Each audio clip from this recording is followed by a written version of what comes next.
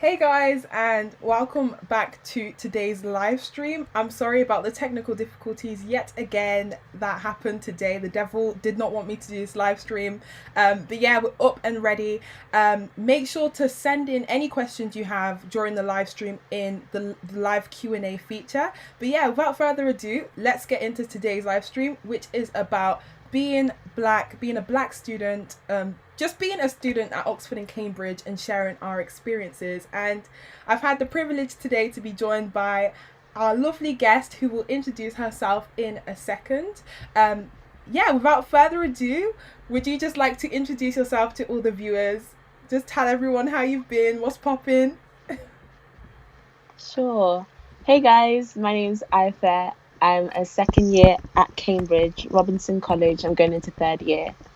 What's been going on? I don't know. I've been revising for like upcoming exams or trying. And yeah, just trying to work on a podcast that I do with my friends and my YouTube channel. Yeah. Yes, a small plug there to her podcast, which is absolutely amazing. If you just want to elaborate on that, and yeah, I could possibly put it in the comment section so that if anyone is interested in it, you can check it out as soon as this live stream's over. Yeah, so I have a podcast with two of my best friends from uni, and we basically talk about navigating life as a young woman, and we basically talk about like stuff that's going on in the world, music, just insecurities, beauty, celeb culture, and everything through the lens of being a Christian and how that intertwines with like our beliefs and like decisions we make. Yeah. Amazing. I know from personal experience, listening to your podcast has been so uplifting because as a Christian myself, trying to navigate that space going through university, particularly Oxford, it has been quite confusing at times, and it's been nice to hear kind of your experiences, you guys discussing on the podcast, which has been really, really cool. So yeah, I guess we can just start by talking about our experiences, our journey to Oxford and Cambridge, and talking about any challenges that kind of faced us. So was Cambridge, sorry, always a dream or goal for you? No, not at all. I think it only became a dream. I didn't even think like when I applied it was like a dream. It was just like one of my options. Um, so I'd focused on just medicine. Ideally, it was just like I want to do medicine. Doesn't matter what uni. And then when it came up to after I'd done my UCAT or the UK CAT I did it, I'd gotten quite a good score. And for Oxford and Cambridge, you have to do the BMAT. So I was like, I don't really want to do extra work. So then I ruled it out completely. And then I wrote down my university options and I still had one left. So my mum was like, why don't you just put Oxford or Cambridge? And I'd been to an Oxford shadowing day before. So I was going to put Oxford. But when I actually made the decision, I had like 3 weeks to revise for the BMAT. So I changed that swiftly. And then I just applied to Cambridge. It was kind of like a spur of the moment type thing, but yeah. Amazing. And I guess for me, it Oxford, Cambridge were just one of those things in the far distance. Going through kind of year 11, being like an A-star student, like I felt at the back of my mind that teachers were like wanting me to kind of have those kind of aspirations. But it wasn't until year 12, like when you start hearing the word UCAS, that you actually realize, okay, this is for real. Like I'm going to go to university soon. I have to decide where I want to be. But the reality of actually someone like me going on to apply to Oxford only became real when I went to summer schools and I was surrounded by people who looked like me. Because before then, if you just type in Oxford, Cambridge, graduation or students, there's Yeah. like, the truth is things like diversity are very, very poor, not only on the ethnic front, but also types of schools that people came from. And it can be quite discouraging kind of being this ambitious 17-year-old trying to find a place that you want to be in a couple of years and not seeing people who look like you. But yeah, summer schools definitely made it a reality. And seeing like YouTubers on the scenes such as Ibsmo, Vika Tivu, Courtney Daniela, all of them. Yeah, Nissi T. Oh, of course, Nissi T. Did you watch many like YouTubers when you were like going through the application cycle yourself? Yeah, I watched loads of them, and it was really funny because I used to watch all the Cambridge and Oxford YouTubers even when I didn't think I wanted to go. Yeah. So it's quite weird. Yeah. Cool. And they were That. really Oh, sorry. encouraging. Carry on. Yeah, no, I said that, like they were really encouraging. I don't think they paid more into like thinking I would belong, especially like when I got my offer and stuff. Mm. And yeah, I guess we can like start answering some of the questions that have been sent through. And because I had technical difficulties, it may say that there's two live streams happening on my channel. Some of you guys sent questions into the previous one. So I'll quickly read out a few of them. So the first one that was sent in was about how was diversity something you thought about before applying? And I guess at the same time we can like talk about like how is diversity at your university, at your college? Is it what you expected? Yeah. Diversity. I think I thought about it. I expected it to be like low. Mm. So I don't think it played an impact in what universities I was to apply to, because the universities I did apply to and weren't very diverse generally. Which unis And did you apply yeah, to? Nottingham was Bristol, Leicester, Sheffield for my biomed. Okay, fair enough, fair enough. So Yeah. you were talking But about how oh sorry, carry on. I'm so bad at like this yeah, interrupting thing. it's like it's okay. I think because I grew up in Leicester, so it is quite a diverse area. But my school that I went to wasn't too diverse, especially primary school. Secondary school and sixth form were a bit more diverse. So like going into Cambridge, like when I got my offer and everything, I could be like, yeah, everyone else was like, yeah, you're used to being in white spaces, like you'll be fine. But when some days you're the only black person you see for the whole day, it's a lot. Mm. And my college is not diverse. We have like 4 black and mixed people every single year. And we were kind of like, is there a quota or but they're trying to improve, so Yeah. Yeah, I guess it's important to like look at the hopeful side and see that diversity is improving, although slowly. They are trying hmm their best. And I guess I'm in a similar situation to you in the sense that my college, Brasenose College, is one of the least diverse colleges out there. And I don't know what the actual reason for that is. I don't know if it has like some sort of reputation that like no one's told me about. But yeah, so I'm one of like the 4 black people in my college, and I came from a background which was very, very your mouth just went like, wait, yeah. There's 4 in 4 the of us. whole. There's 4 of us out of a college of 500, which is less than 1%, and my maths is not even top tip. But I just know it's less than 1%. And I came from a background that was very, very diverse. I came from the West Midlands. In my school, the ethnic minorities were the majority, and that was just what I was accustomed to, and that was my livelihood. You know, I come from a very ethnic family and went to church in a very ethnic kind of community and society. And it's not to say that I'd never seen, you know, what people who didn't look like me or white people in my life, because I did. But when I went to Oxford, it was a massive culture shock, because as you said, it does take its toll on you when you're walking around college, walking around spaces, and you know you're being stared at by faces who don't look like you, and you don't see another black person for another 5 hours. And especially with, I don't know if you experience this yourself, things like imposter syndrome, which you know runs rife amongst Oxford students because it's such a competitive place, and it's natural that you'll feel out your depth. Things like the lack of diversity just kind of perpetuate that and make you feel as though you're more of an imposter, because you're physically seeing people who don't look like you. Yeah. But yeah, it was definitely a massive culture shock for me.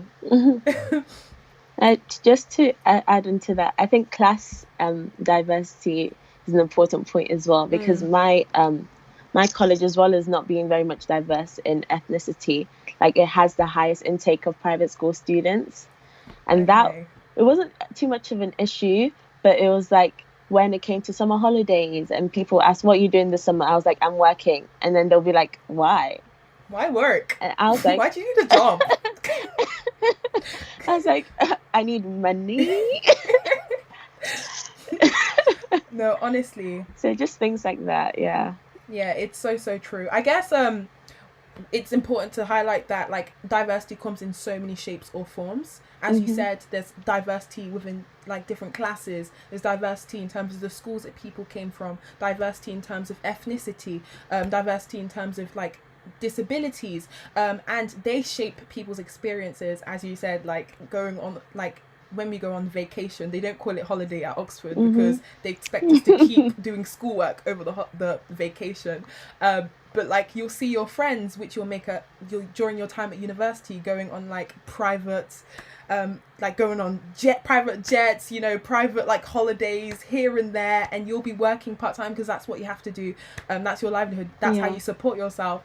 And you'll just kind of see this massive distinction between kind of what your life is like outside of university in comparison to your friends, which is absolutely normal because you'll interact with people from all walks of life. But I guess it can it can affect you in some shape or form and make you feel kind of less worthy, then like it makes you feel less worthy than everyone else there, which is completely toxic and a complete lie. But yeah, I guess the next question, which has been sent in, and this was on the old live stream, why Oxford and why Cambridge? I guess you've already covered like why you picked Cambridge, but if you want to like add any of the details, and then I can talk about why I picked Oxford. Hopefully there's no beef that goes on. I was actually gonna apply to Oxford because I went to a shadowing day where I met like V and everyone and Renee, and then I was like, yeah, Oxford is for me. And then and I thought the courses were quite similar. But then now, I actually prefer the Cambridge course. You guys write a lot of essays. Well, we write a lot of essays, but your grade depends on essays. We could, like for us, essays are important, but they're like as a separate thing.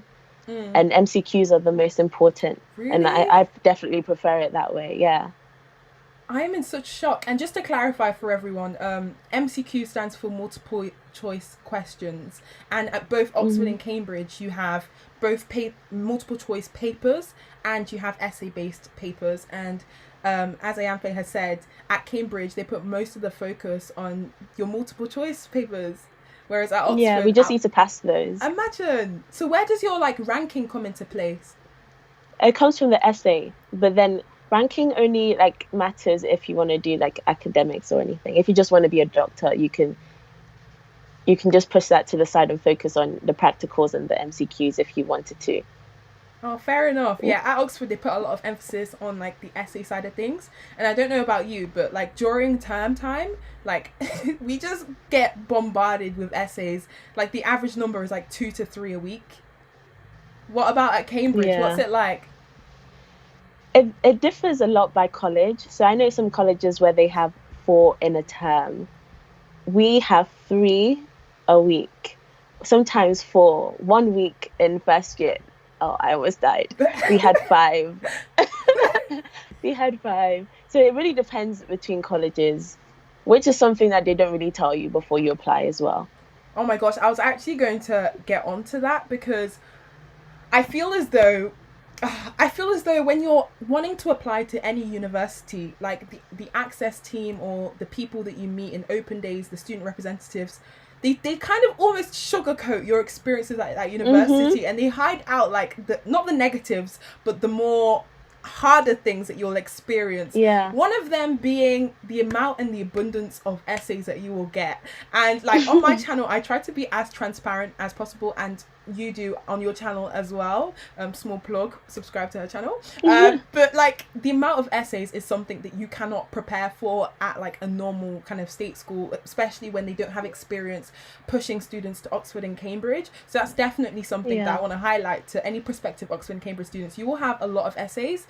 Yes, it will be challenging, but you will definitely get used to them. You'll get through them. You'll kind of learn to fall into a routine of hammering how to find research pretty quickly, hammering how to structure essays pretty quickly. And like at the start of term, my first essay, it took me like 2 to 3 days, and by the end of first year I could write an essay in under 6 hours. Like I just found my technique really quickly.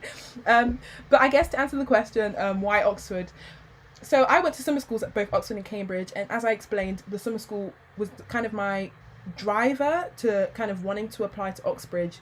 And yeah, I went to Unique at Oxford at Brasenose College, and I went to Trinity College at Cambridge for like a medicine and biology residential. And no offense, yeah, but Cambridge was the driest, deadest city I'd ever been to in my life, and I'm not even exaggerating. It's calm. Like, I don't know about you, but I don't like that was spooky calm. Like when we came off the train at the train station, I could count the number of people that I saw outside the train station on one hand. Okay, that's a lie, but you get where I'm coming from. Like honestly, it was just too quiet. The train station is so far from the university, the colleges, and your shopping center's not big enough. Which one? We have like 3. Oh, okay. The one I saw, the one in town. I don't know. See what I mean? Like everything's hidden. It was just too village-like for me. But I kind of went off that. My experiences at both universities in my summer school, the people I interacted with, and another reason was the admissions process. So Oxford put a lot more emphasis on GCSEs when they're shortlisting candidates for interview, and I didn't think any of my other application elements were strong enough, but I knew my GCSEs were good. So I was like, let me just go kind of, this helps in me deciding Oxford over Cambridge. Yeah. Oh, yeah. Okay. We got through that without any beef. Usually this conversation takes a whole other direction when I'm talking to someone from Cambridge. One more thing, that Cambridge asked for 2 A stars and an A. Oh yeah. And Oxford asked for 1 A star and 2 A's. Yeah, I forgot about that. Yeah, that was another reason. But the reality is that if you're kind of competitive enough and to get into one university, you're very likely to be competitive enough to get into other universities, Oxford or Cambridge. Cool. Okay, moving on to the next question, which has been sent in by Lifestyles and More, yes, and they ask, were you scared about being one of the only black students? And their follow-up question is, did you feel supported by your school, and did you both go to state schools? Yeah, I went to state school, so I'll answer the first question. Was I scared? Not really, because I knew that ACS was there and other things like BME was there, so I knew that even though I might not have friends in my college or like people that I would relate to in that type of way in my college, I will still be able to find them elsewhere. But obviously there'll be some colleges that have more diversity, so they have more friends within college.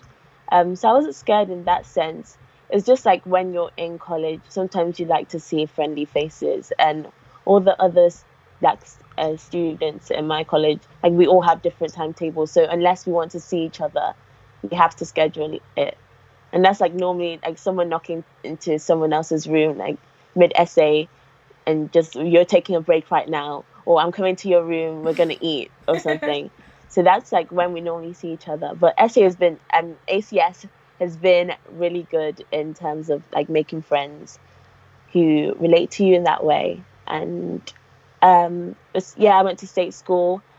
Was I supported? Not really, because our school never really sent someone before. The last person was 10 years before. 10 years. And I think, yeah.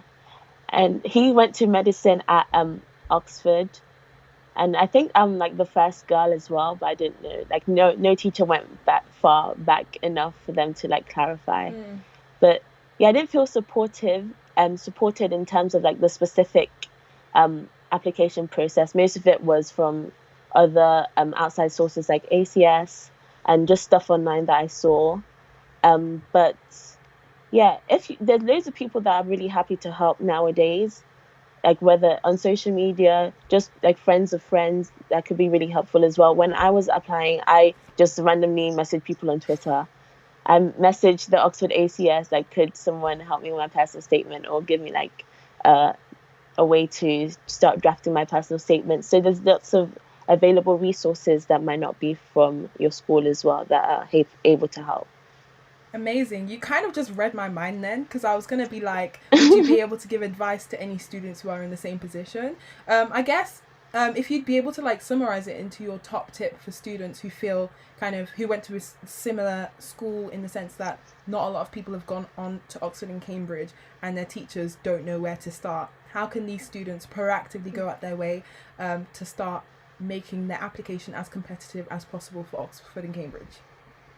Yeah, I think like you said, the main thing is to be proactive. So I learned about the application processes and the different parts. So like when teachers ask me like, what do I need to do to support you? Because they do want to support, or most of them should. Most of them. And then so you know what to say to them, and even if they've never been through it before, they know the steps to do. And proactive with like just messaging people on the internet. If you see someone that has been through it, just ask them. Like, people are really happy to help. And when it came to interviews and stuff, I was the one who went to my teachers, like, I have an interview in 2-3 weeks. Can we just talk through some things? And then like one of my teachers, he's really nice. He found someone that was related to someone he knew that went to Cambridge all these years ago. And he asked the person, like, how do I help this student? And then he like came with a list of notes to help me. So like, people are willing to help. You just need to be proactive and to find them as well. Amazing. Hopefully that's answered your question and kind of given you inspiration and motivation. And one thing I can say is, if you want to find out how kind of Ayanfe got into Cambridge University, she's actually filmed a really informative and resourceful video on that. So just check out her channel after this live. Don't go yet. But in my personal experience, I've actually just forgotten the question that we were meant to ask. Was I scared that I was going to be one of the only black students at Oxford? So I was actually one of the people who actually didn't do my research, which I recommend you don't be like. So I didn't really know the depth of the diversity issues at Oxford and Cambridge. As I said before, I came from a very diverse background, so that was what I was accustomed to. So when I tell you it was a massive culture shock, On Freshers' Day, you see everyone from your colleges, and on that day, I didn't see that many people who looked like me, and I was just like, okay, this is fine, it's probably an exception, they're probably just like hiding somewhere, but no. I was doing laps. Doing laps, looking around the whole of Cambridge, like where are you? I was just like, for the first week, I was like, okay, maybe they're gonna come like a week later. It didn't happen. So I guess I didn't have room to be scared because I didn't really have those expectations, if that makes sense. But yeah, looking back now, would I be scared?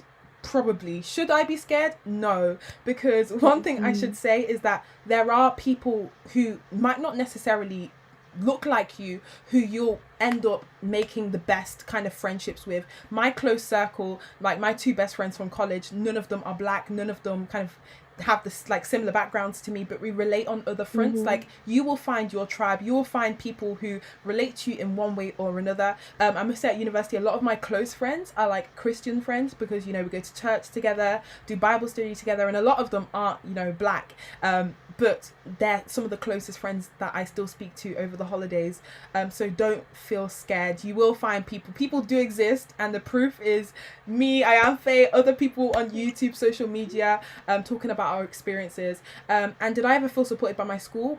I was similar to Ayanfe in the sense that at my school, like, the last person to go to Oxford and Cambridge was probably like 4 years ago, and this guy was a child prodigy. He did like his A-levels 2 years before he should have done them. Like, he was just mad. He got 5 A stars, 100% in like all of them. Yeah, he was mad. But yeah, he went off to do economics at Cambridge. But yeah, so my school weren't really equipped to send people off to do medicine, never mind applying to Oxford and Cambridge. However, there were a few teachers there who were so determined to help me get to where I wanted to, and it was just a matter of kind of going to them and asking them the relevant questions, just like you did. When it came to interview time, I remember having conversations with my teachers about how I wasn't prepared at all and I needed help, and within seconds my teacher was already sending emails to the head teacher asking if we could arrange an informal kind of mock, and I must say that that trial mock really helped, and we actually spoke about things in that mock interview that I spoke about in my actual Oxford interview. So in a sense, it helped me so much. So as Ayanfe said, it's all about preparing, finding the right people, knowing where the resources are, and just reaching out for help, whether that's through Twitter, whether that's through letter, whether that's through going to teachers. Do it, be proactive. And yeah, hopefully that's answered your question. Next question sent in, by Lalu asks, is the pay going to be different for Oxford and normal universities? I assume she means tuition fees. And for home students, so I don't know what that means now because of the whole Brexit situation. I think the tuition fees are the same across all universities, so £9,250. However, for international students, it does vary, but all the information that you will need will be on the admissions page for the relevant course and university. Okay, she's just clarified to say I mean professional pay, like after the degree is done. So does it make a difference, Ayanfe, if you kind of qualified from Cambridge, Oxford, Nottingham, medical school? If you want to be medic, no. But if you want to go into like more academic work, then probably it'll be different. But that's just on, like, it could not be as well. So it doesn't really make too much of a difference as long as you try your best. Exactly.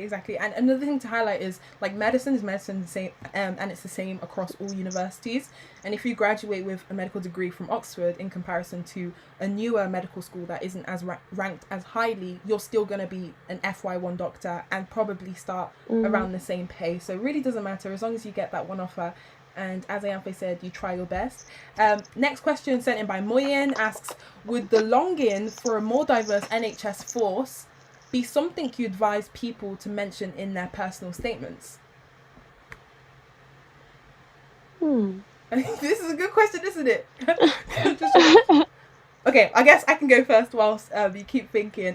So I guess if this is something that you're passionate about and you've done your research about, you know, it's just as worthy to include in your personal statement as something else that you've done research about. Because at the end of the day, as doctors, as medical students, we're going to work for the NHS. So doing research into the NHS field, the healthcare field, is still as relevant as anything else. And a lot of universities do kind of admire you knowing a lot about the clinical side of medicine as well as the academic scientific side. So if you're able to demonstrate that you've done research into the NHS field and you know the realities of that, and that can be demonstrated by writing about the problems that we have in our current NHS and how to make it more diverse, then I think that would be really, really good. Again, I recommend for universities such as Oxford and Cambridge that do want more of the academic side of things, maybe either include something else that's more academics alongside writing about NHS diversity, or focus on the research side and kind of, how you found the research, if that makes sense.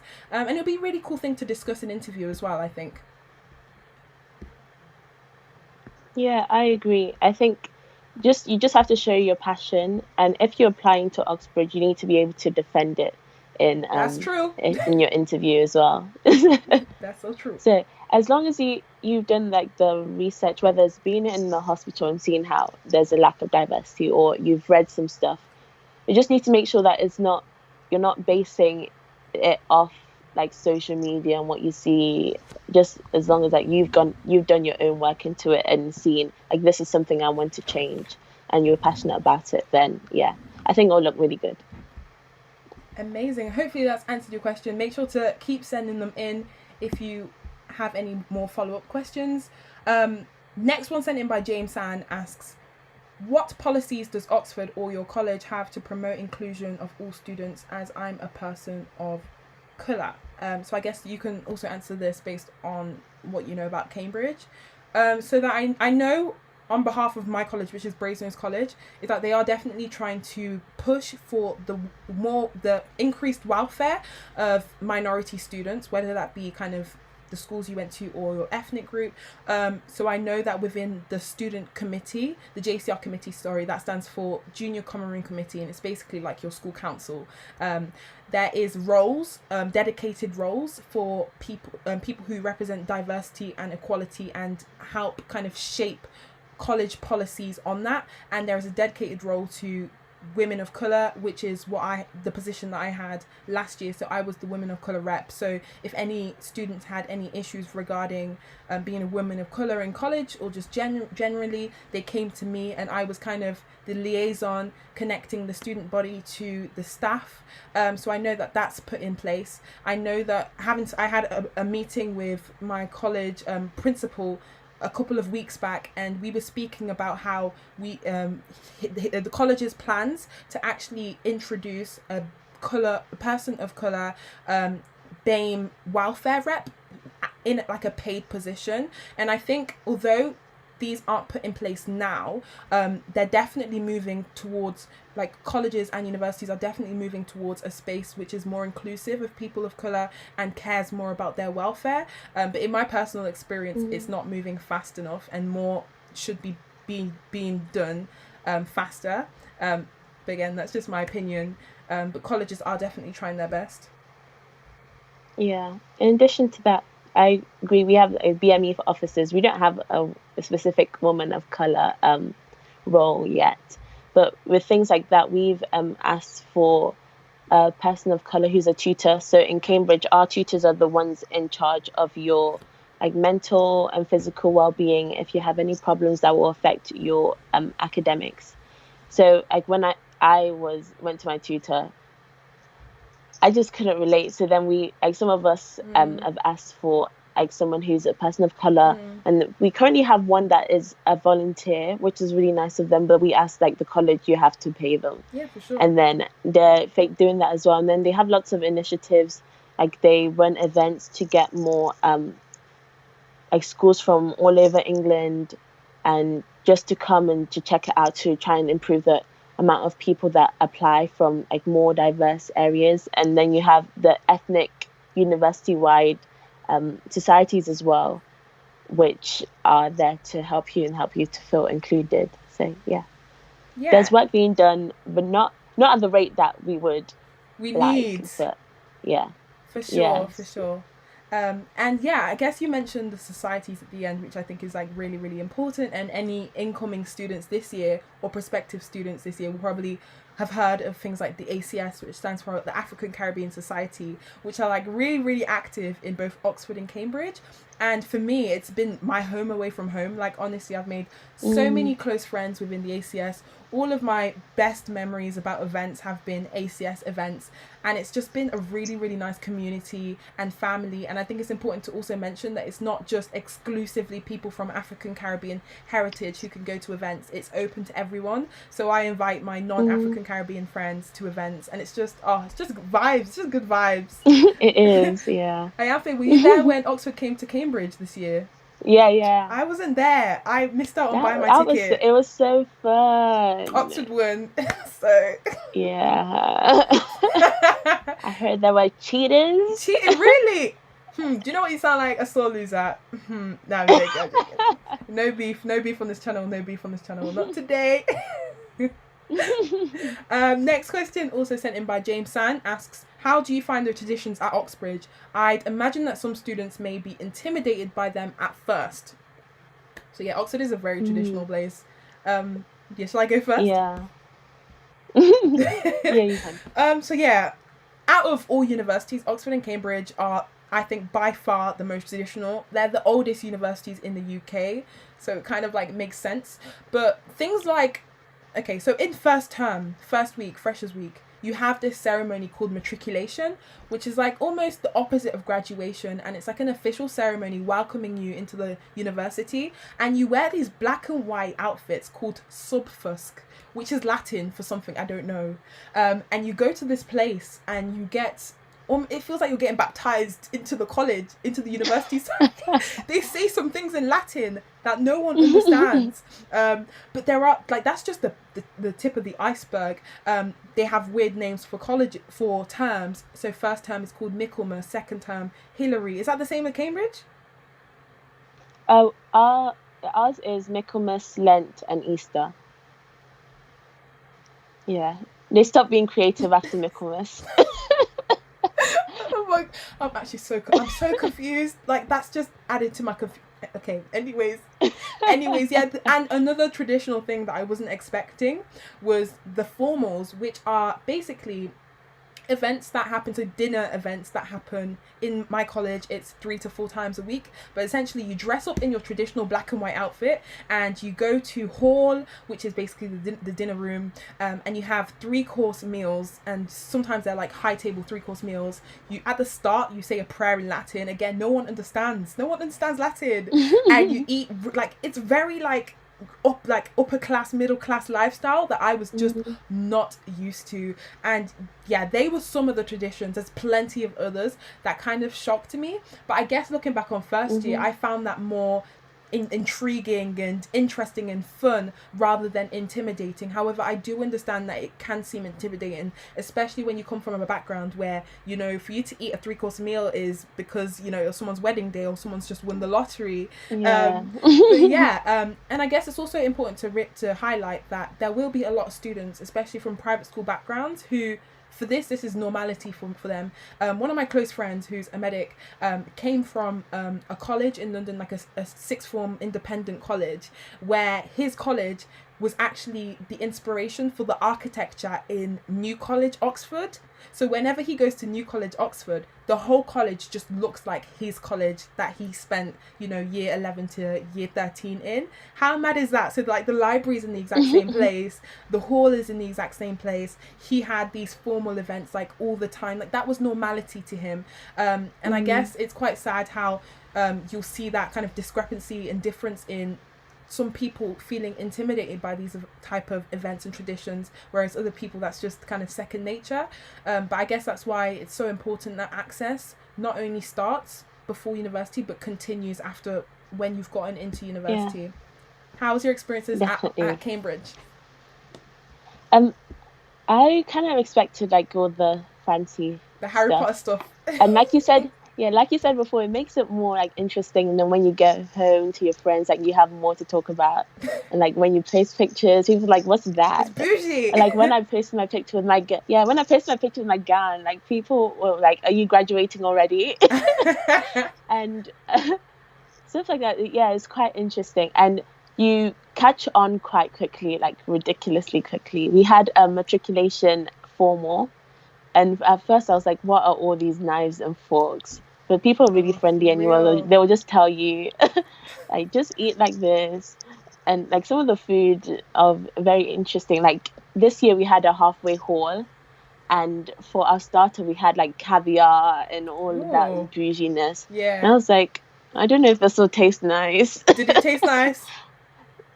I don't think I ate too much. It's not my acquired taste. You're too kind. It's not my acquired taste. It's not my acquired palate. Yeah. So stuff like that is like an extra bit of the uni experience that when you look back at it, you kind of enjoy more. For sure. But I guess there were so many times I just missed my mum's cooking, let me not lie. Did you have kitchens in your first year at your college? Because I didn't. Yeah, ours were tiny though. Like they were just like you'll cook and then you'll leave. There was no like sitting down area. Definitely something for you. But guys I just used to get research. loads of food. Oh, from hall? No, from home. Oh, okay. I and see then you. Freeze it. I see you. I literally had to do that at the start of second term. So like my first term, I'm sorry, I'm not even gonna lie, the food at my college was atrocious. I already, before even tasting the food, I added salt beforehand. That's how like I don't even want to return back to that period of time because I've mentally moved on. But from the start of second term, I actually bought myself a freezer, and my mum would just, you know, stockpile cooked food, chicken, rice, all that kind of stuff, and I just freeze it and defrost it when I needed to. But that was just my college, because a lot of colleges and a lot of Cambridge colleges do have kitchens available, so you still have that freedom to cook. Definitely do your research beforehand. Hopefully that's answered your question and shown you that you don't feel intimidated by all these traditions. Just take it in your stride, and honestly it's just so much fun, and it feels so bougie, especially when you're posting those Instagram pictures, and before you know it, you'll have kind of caught on to the bougie lifestyle. You'll be calling your terms Easter and Lent, you know, like it's nothing. Next question sent in by Alicia. and I think this is an important one to address. Are any of the students racist? I haven't really experienced any form of racism from students during my time there. I think it was just like little microaggressions. Like no one's touched my hair, which is good. No one asked too many questions, but I think my college is quite like friendly and like people aren't too much. And medical, like the medical cohort is like one of the more diverse cohorts in Cambridge, so it's fine. It's not diverse, but it's the more diverse. But I experienced like racism from just like a strange man on the street. Like I was walking home from it was like from gospel choir with my friend, and then it was like night, and then some guy was like, go back to Africa, but he was obviously intoxicated and all of that. But it didn't like put us off of the area because I didn't know what the man was going through. Like, and that wasn't like a student experience. So like most of like the weird experiences have been like from random people who aren't students. So yeah. For sure. That is pretty strange. I hope that man was okay. I hope so too. Yeah, and I guess it's important to say that you'll find racist people everywhere. Like whether that's at Oxford, Cambridge, or the more diverse universities. It's just a reality. It's sad that is the case, but just expect to kind of meet one or two racist people in your experiences at university. In my time, I haven't, as Ayanfe said, similarly to her, I haven't had any kind of explicit racist experiences. It's been more so microaggressions, so just kind of small comments here and there, subtle kind of comments or looks that make you feel like you're not supposed to be there, or kind of remind you that you're black. You're black. Like I didn't know already. And it's some of it's been from students, some of it has been from the actual professors, like tutors themselves, which is a shame. But I think what it reflects is not kind of a malicious intention to be racist, but more so ignorance and lack of experience living and being around diverse people. For years and years and years, Oxford and Cambridge have had terrible diversity, so it's expected that they won't be accustomed to people from those minority groups, which is a shame. And it calls for more education on their behalf. But yeah, just expect some people to be racist. Just avoid them. Do not waste energy on these sort of people. Just focus on yourself, and focus on your education, which you are paying $9,000 for. Let me just remind you. Hopefully that's definitely. I also want to add that for some people, especially people who live in like villages, like you're the first black person that they've seen that's not on TV. So first they might like say the wrong things or like try to use slang that you don't use. Like some of the slang I've heard, I'm like, I'm not from London, I don't say that. What kind of slang have people been trying to say to you?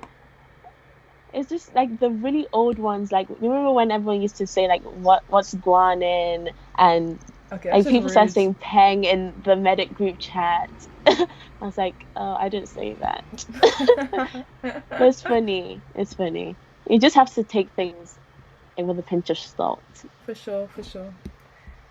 Yeah. Next question sent in by Morgan, Holly, and she asks, I was admitted for a grad program. Is there a large difference between the size of the black grad population versus undergrad population? And not gonna lie, I don't really have a clue. Yeah, I would say for Cambridge, the grad population is very much more diverse, and I think that's a mix of obviously people doing degrees before, plus there's more students from other countries. So there's lots of African people, lots of Caribbean people that come over to do their their postgrad. So it is a lot more diverse compared to the undergrad. Amazing.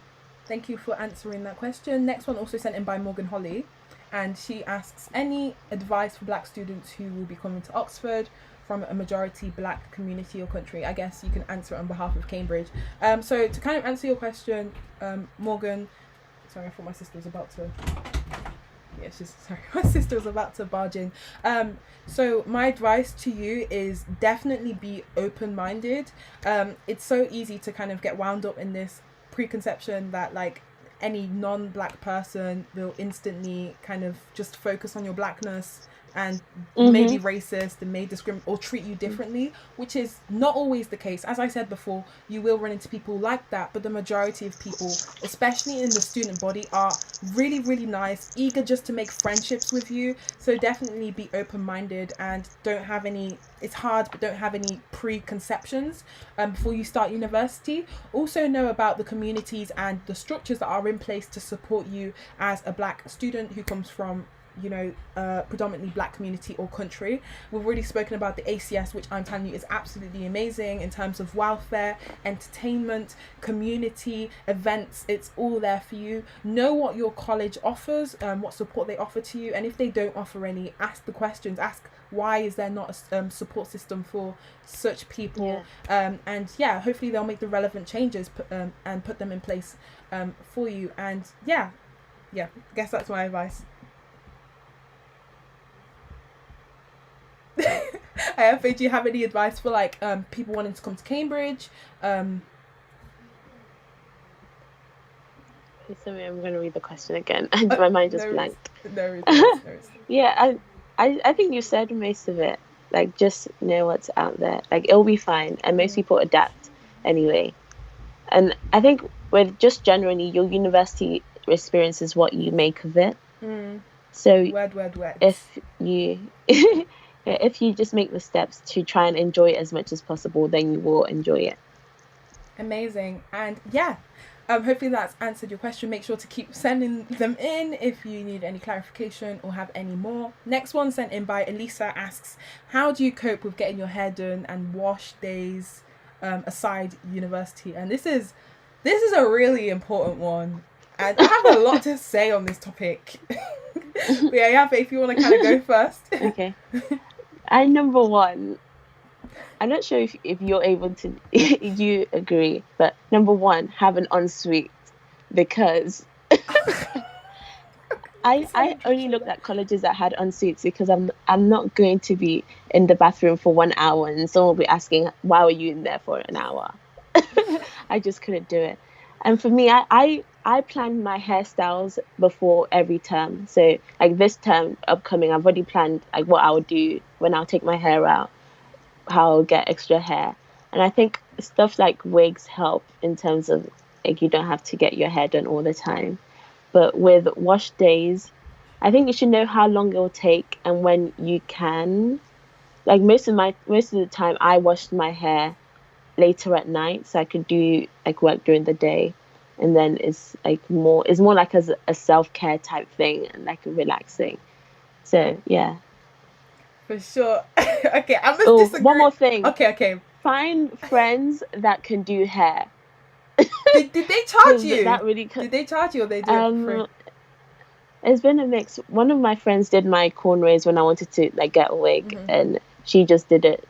And then my other friend charges me because she does it like professionally for other people. So yeah. Fair enough. Sorry, I must say I disagree with your first point. Let me tell you why. You said again ensuite.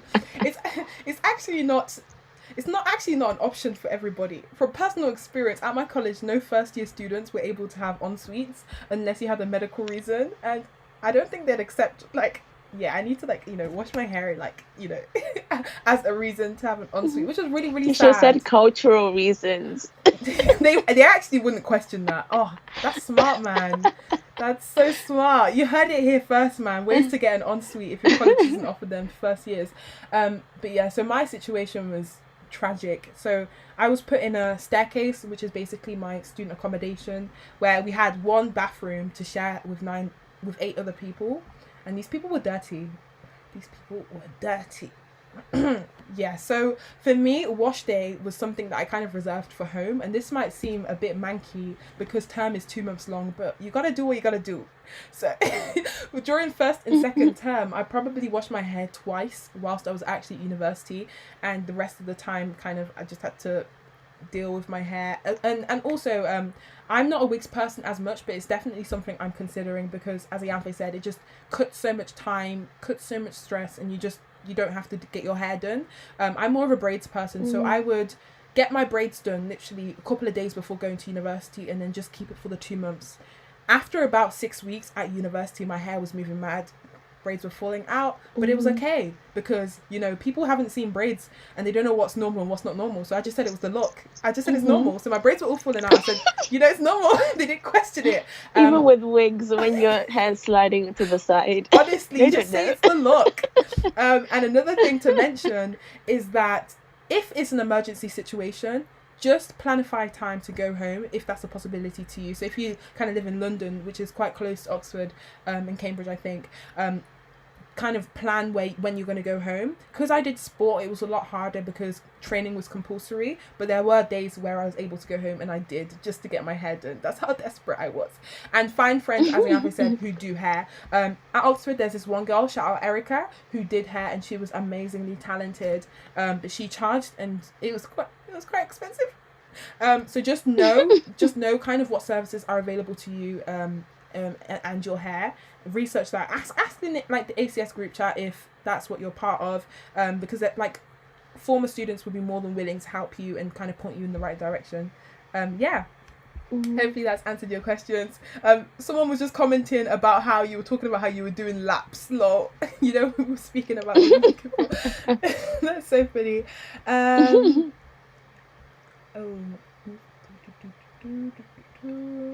Okay, so next question has been sent in by Black Princess, and she asks, I really want to apply to Oxford for history this year. I have only 2 A stars and the rest C's, B's, and I'm also a black girl, so I feel as though all these factors will hinder me majorly. And another question she asks, are there any colleges that are more likely to accept black students than others? So I guess to start with your question, I guess you're talking about your GCSE grades. The truth of the matter is, for universities such as Oxford and Cambridge, they very much kind of put emphasis on your academics, and that's something I should say like off the bat. Reason being is because the courses at Oxford and Cambridge are very academic, very difficult, and they want to make sure that all the students that they admit will be able to keep up, will be used to kind of the pace of the academics. Now that's not to say that if you kind of got 2 A stars, C's, B's, that Oxford and Cambridge will be off the table. Just from conversations with my friends, I've realised that some of my friends didn't get too great of GCSEs but still managed to get through. It's important to say that the application process is holistic, so they will look at other factors including your personal statement, the predicted grades. I'm quite shambolic this year.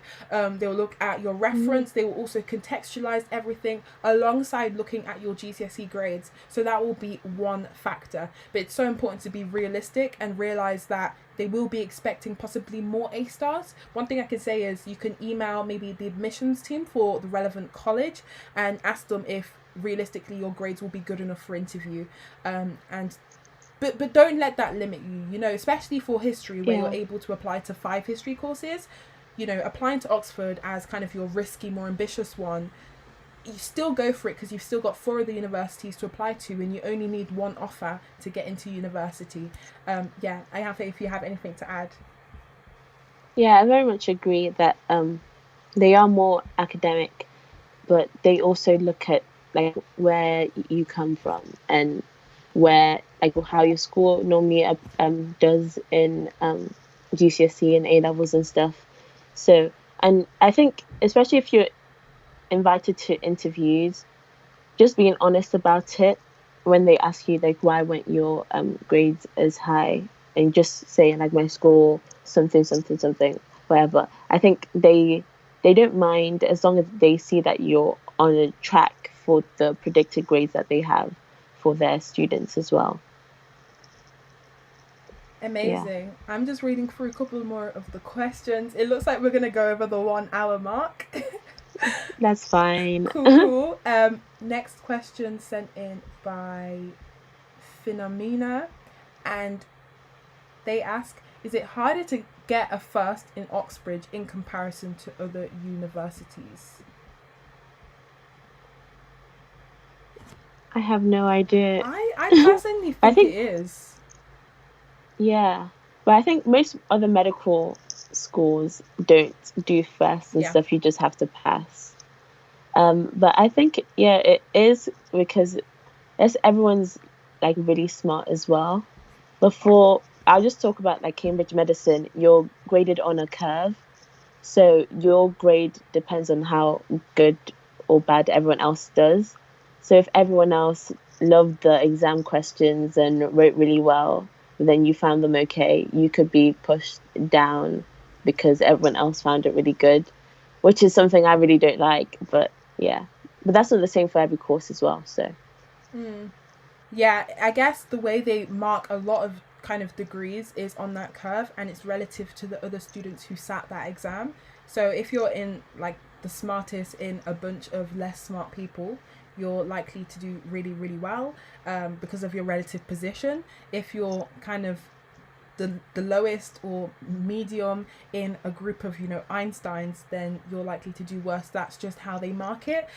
So just from stories and hearing people's experiences, it seems like it is harder to get a first in Oxbridge, but definitely doable. It just requires a lot more time and effort, and naturally, because you're surrounded by people who are that much more competitive, that much more kind of hardworking, although people are hardworking at other universities, it's easier, I guess, to do better when you're in that environment. At least it's been in my personal experience. So yeah, definitely doable, and don't kind of let that limit you in applying to either universities. Okay, next question sent in by Fatumata, sorry, please don't call for me if I butcher any of these names. They've asked, can the ACS become my support and family apart from the college in Oxford or Cambridge? yeah, ACS was definitely my family during first year. Like we have ACS families as well. So I had like two granddads who did medicine, like two mums. Like my best friend now is actually my ACS sister. So That's like, cute. and all my closest friends I found through ACS. I found it quite hard to make friends in college until like third term, and I made loads more friends in second year. But like most of my friends during first year were from ACS, so they were like my main family. The main And gang. yeah, it's like a proper community. It definitely is, and I guess it's hard to imagine how that community feels before you actually experience it. So like in secondary school, I didn't have any societies in my school. I was just kind of just friends with people in my class, people from other Mm-hmm. classes. But these societies are essentially, I don't know, it's weird to explain, but they just have events every single week. There's group chats.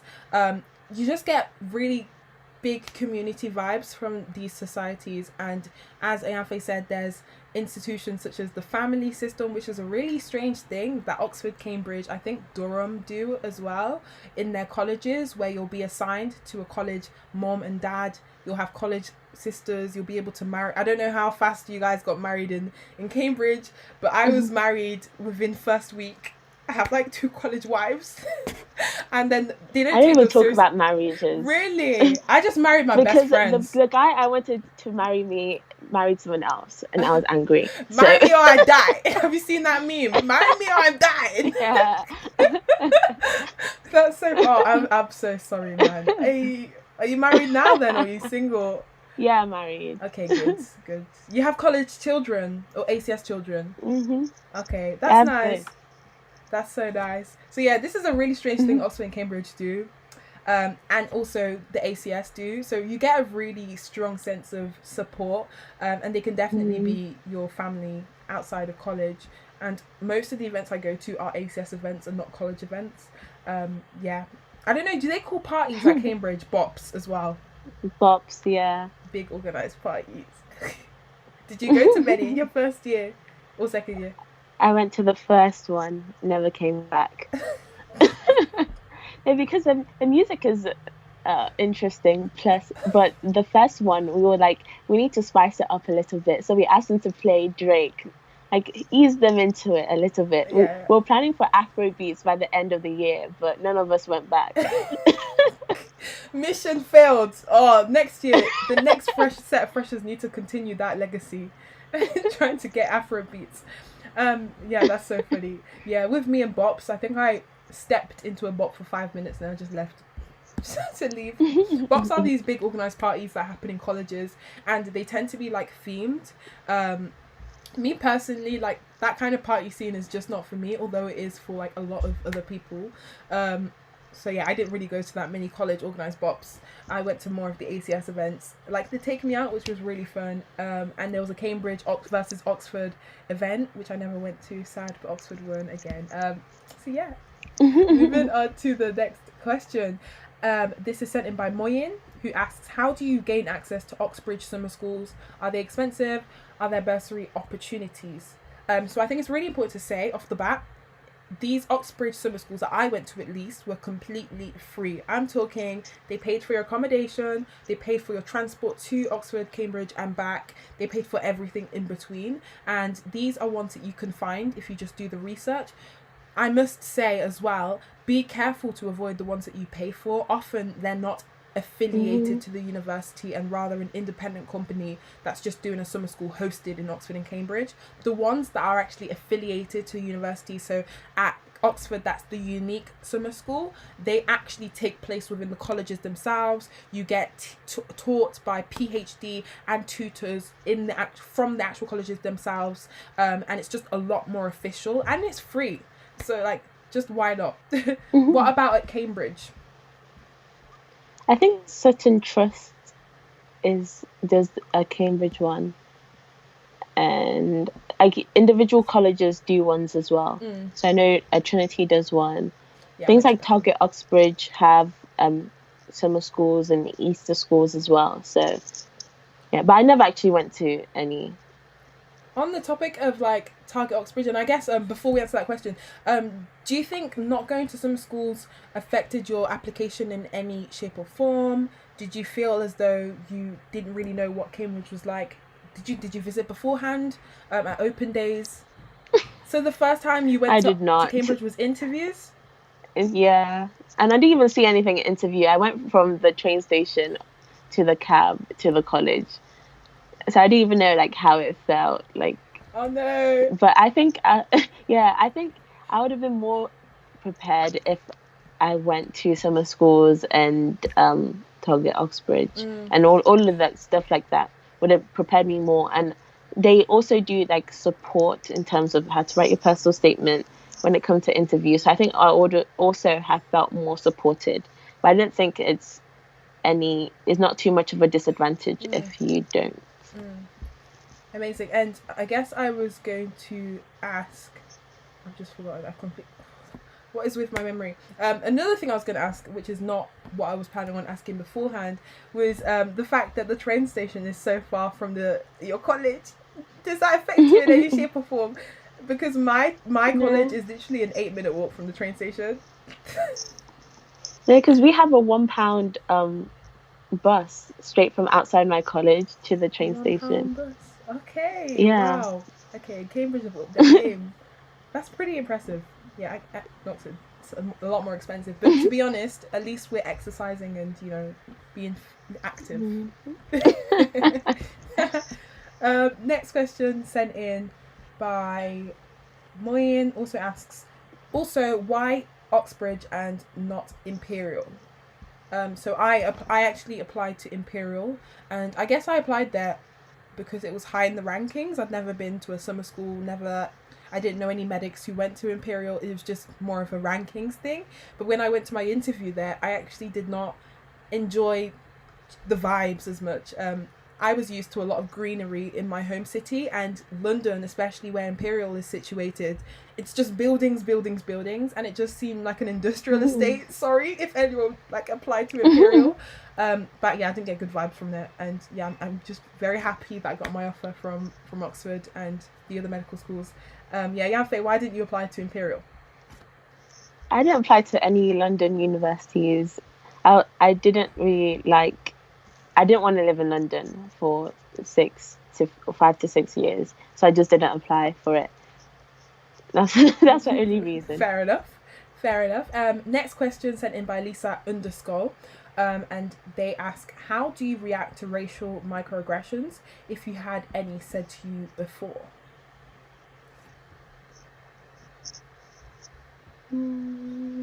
I think we kind of covered it in a previous answer. Was is with like the hair stuff. And some people are genuinely like are just intrigued or are just interested. I think you can tell the people that are doing it to be malicious. And I just sometimes you can ignore it, but I'm not too much of an ignorer, so I just say like this is how it is, and like they just don't say anything after. But I haven't really experienced like much racial aggression or microaggression. I guess What about you? kind of echoing on from what Ayanfe said, it's important to realize kind of where the questions or the statements or the comments stem from, and usually it's a place of ignorance rather than maliciousness or just curiosity, especially with the whole hair situation or kind of questions about why do you sound a certain way, why do you do this, why, a lot of the why questions, why do you cook such foods. People are just more intrigued, you know.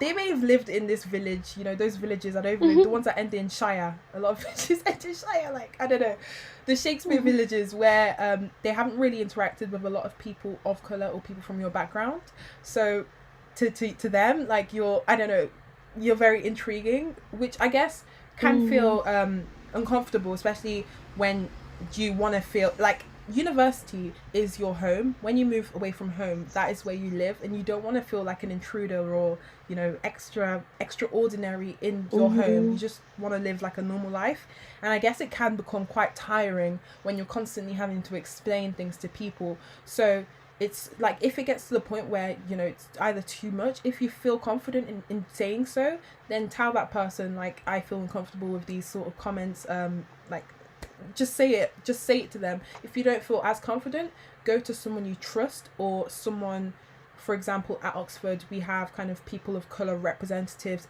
diversity and equality representatives who you can confide in, and we also have peer supporters who are specialised in supporting people of colour or people from minority groups. So find out about these structures beforehand that are available at your colleges or your universities, which you can turn to. Hopefully that's answered your question. And the next one was related to the one before, so have we experienced any racial microaggressions, which I guess we covered before. And the one following was Nagmi's question about what's your opinion on contextual offers. Do you think every student should meet the same grade requirement regardless of their background, state school, private school, postcode? This is an interesting question. This is such a good question. Yeah, I very much am in favour of contextual offers. And I think they do contextual offers in some cases. For example, my friend, she didn't get her what she was meant to for Cambridge, but then they still let her in. But someone else who had a different offer, but she just missed hers by 1. My other friend missed hers by 2. Like, they used their school and background too, and one of them like got in, one of them didn't. So I think it's very good, but they also consider that even pre-interview for Cambridge. So then they already have like things to they already have like the context of like where you came from and all of that. So, but I don't think they like to advertise it as much, so that people aren't coming in expecting to be let in with 3 A's when your offer is 2 A stars and an A. So I think there are contextual offers, they just might not be advertised. For example, like, I was so confused when some people said they needed 3 A stars to get in. Really? I'm like, huh? Yeah, but they don't put it anywhere. Yeah. But obviously, that's the first I've ever heard of that. That's what they expect because of certain schools and certain backgrounds. So yeah, I think there are contextualized offers. They just aren't as broadcasted.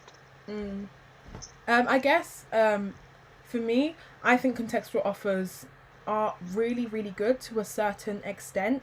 Contextual offers, the whole purpose of them is to understand that the educational playing field is not level at all, and there's great inequalities and differences between the quality of teaching that you find at private schools, for example Eaton College, in comparison to your bog standard state school, where teachers are leaving every 6 weeks, and you know, it's weird to have a teacher who seemed fully qualified in the course that they teach in, and it's just to, I guess, level the playing field as much as possible. The reason why I say to a certain extent is because it's not a long-term solution. the fact that we need contextual offers is more so a symptom of a more deep-rooted issue, which are the factors that contribute to why there are differences in teaching standards and educational standards in different schools.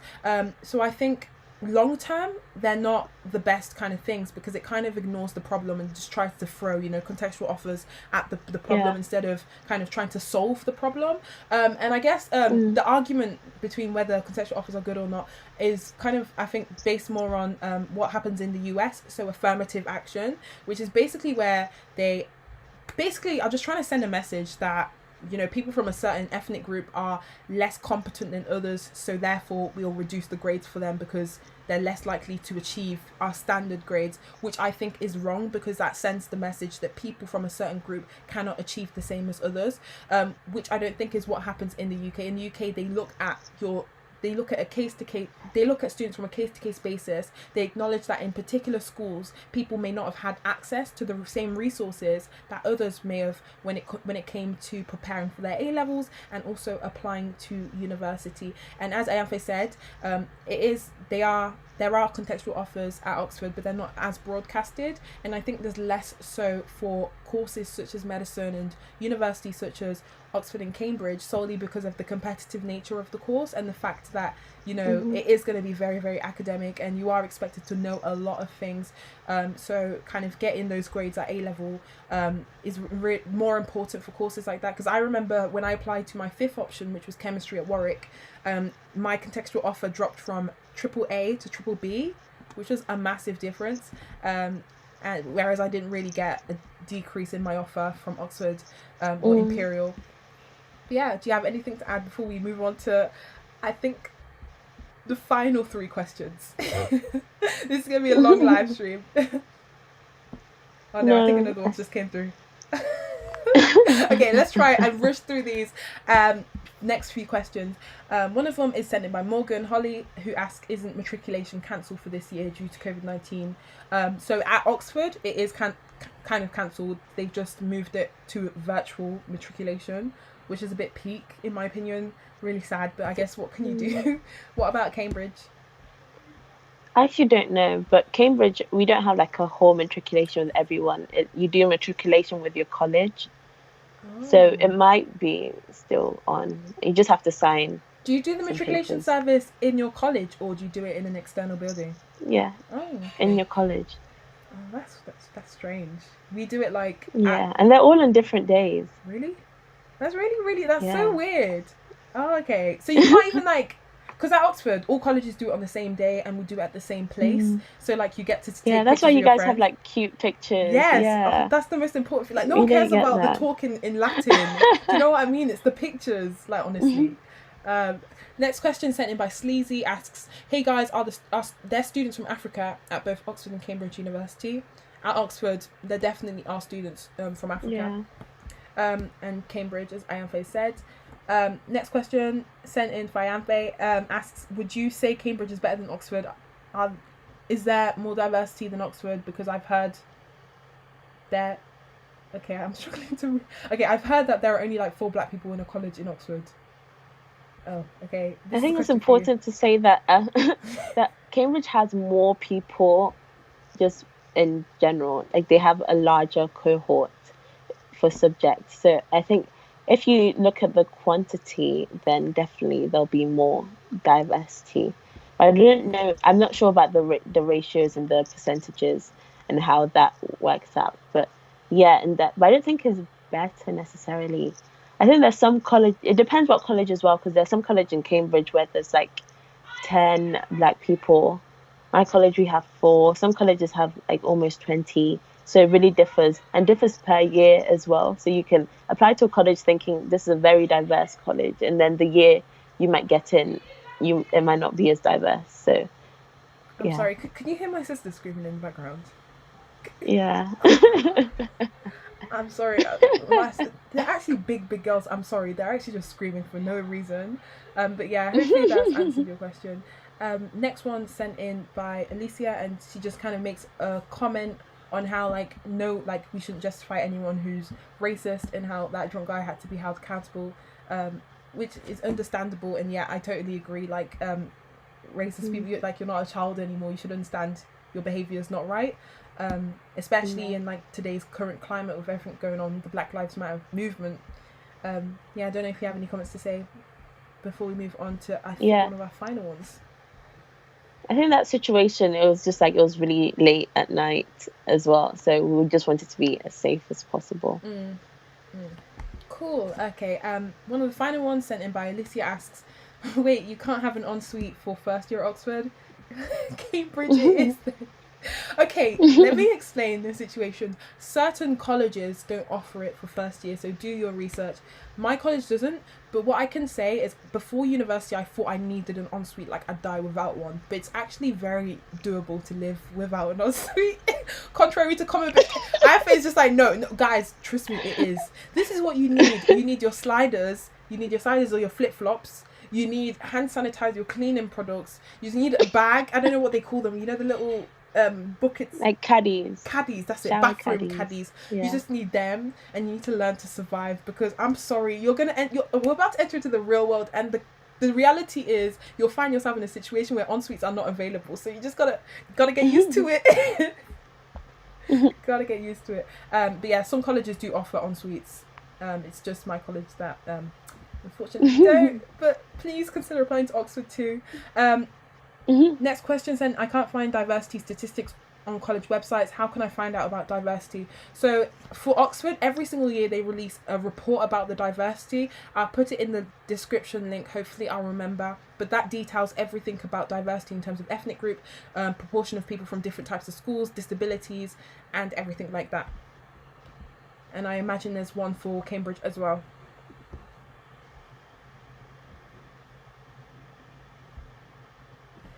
Okay, so I keep saying final question, but it's just not the case. Alicia asks, we'll do like one sentence. Okay. Alicia asks, aren't the free summer schools for state schools only? And answer is no. The criteria for summer schools released on their websites. Okay. Okay. I think this is the last one. Okay, I think this is the last one. Do you have to do a language? Oh, there's a few more. Okay, this is fine. Okay, we'll get through. Do you have to do a language to get into Oxbridge? No, I didn't. No. Ayanfe, did you? I didn't either. She didn't. No. Cool. Okay. How did you get into summer school? Research and apply. Some require you to write statements. Some don't. Just research. I didn't do a summer school. And that goes to show you don't need to do summer school to get in. This one's for you. Did you go to Brampton Manor, Ayanfe? I did not. She did not. I'm from Leicester. Okay, next one sent in. I did IB and I predicted 360s with 40 points. Should I apply for Oxford? This is for me. I don't really know what's a good IB. I think 6s are pretty good. I think 7's the highest. But again, I recommend that you go to the website and see what the standard recommendations are. There are Freedom of Information Acts which detail the proportion of people who got offers for each specific grade that you can find on the internet, and reach out to admissions teams to ask them for their opinion. Oh, okay, there's more questions. Okay, I think this is the last one sent in by Alicia. Have you met any students from Eaton College? I have met a couple at my college, actually. At Brazen's College, there's like a good few in my cohort. What about you, Ayanfe? Yeah, I've met some, and some are in the ACS as well. Oh. So yeah, it's very. Cambridge is very varied, and probably Oxford is. So, and it's very important to know, like, just because people look like you doesn't always mean that they're the same as you in terms of social class and wealth and just like people's backgrounds. So it's very varied in lots of different aspects. The follow-up question is just missing. Okay, this is the last one. Sorry guys. Okay, what were they like? So I have, if you just want to like comment, because I think the question was directed to what you said about the ACS Etonians, as they call them. I think it's just normal people. Yeah. I think with like Eaton and all those private schools, like you can tell them they just slide right into the Cambridge traditions and how the way of working and networking and stuff like that. Like they find it more like easier to transition.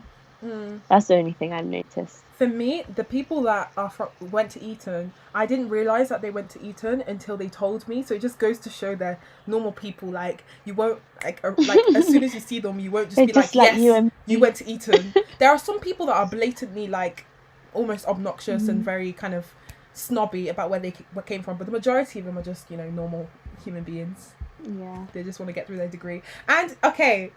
With that said, we've finished answering all the questions that have been sent in. If there are any more follow-up ones, make sure to kind of just message me or Ayanfe via Instagram or comment on one of our YouTube videos and we'll try and answer them. I hope this live stream has been informative, entertaining, and inspirational as well to prospective students. And I don't have anything else to say. Ayanfe, do you have anything else to add? Thanks for watching. Thanks for watching, and also thanks for being on my live stream and sacrificing an hour and a half. Thanks for inviting me. No problem, my privilege. And it was fun. With that said, we're gonna love you guys and leave you all and see you in the next live stream. Bye. Bye.